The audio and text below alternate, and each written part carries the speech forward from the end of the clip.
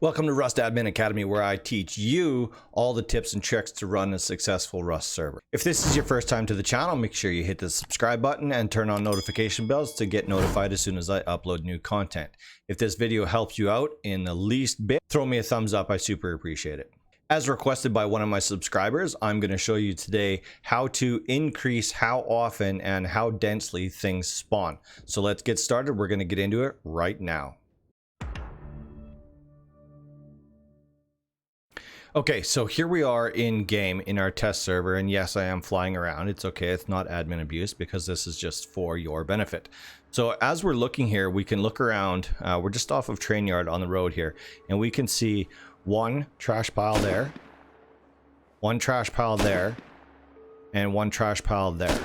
So let's say that we want to increase how often these trash piles spawn and how densely they spawn. Well, I'm going to show you exactly how to do that.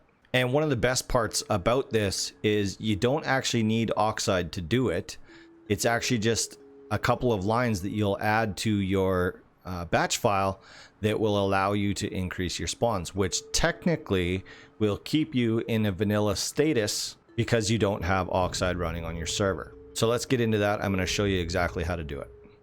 So there's a couple of different places where you can find a list of commands that you can use in your batch files and in your config files for your server, not necessarily for your plugins, which gives you control over a lot of different things that you can do on your server. You could start up Halloween events, you could run Christmas events, you can run Easter events, you can do all of these sorts of things. Anyways, there's a long list of different commands that you can use, and there's plenty of different places that you can find it.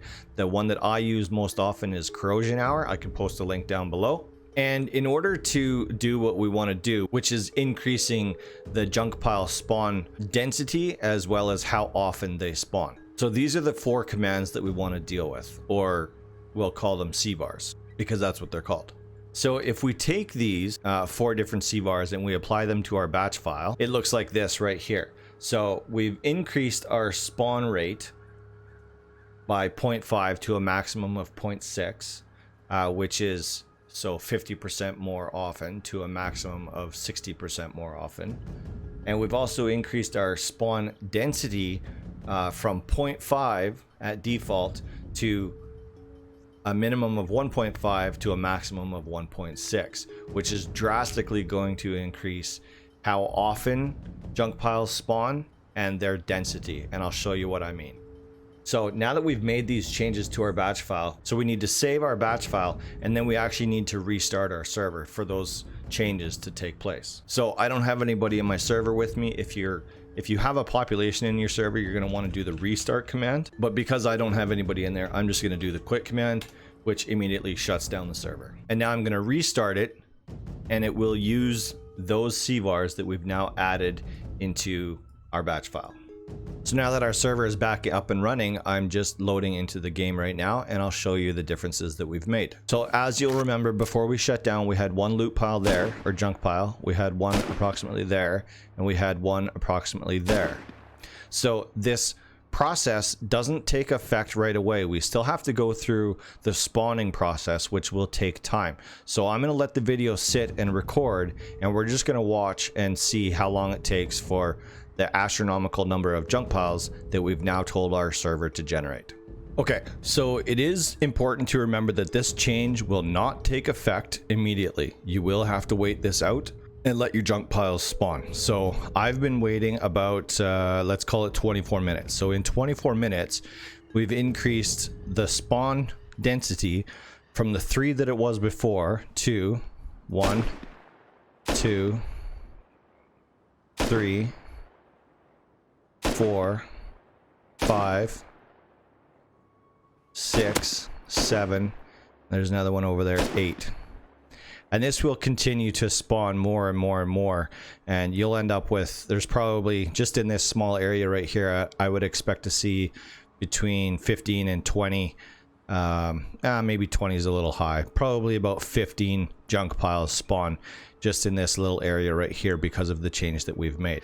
So now it's important to recognize that this doesn't just control junk piles, this also controls animals and NPCs. Obviously this controls hemp plants, If you're near a river, it will affect your pumpkin spawning as well as your corn spawning. It affects everything. So that's a quick and easy way that you can control your loot spawns. And like I said at the beginning of the video, you can do this without oxide. This is just done through your batch file. Technically, you're still considered vanilla. You'll still show up on the communities tab, not on the modded tab.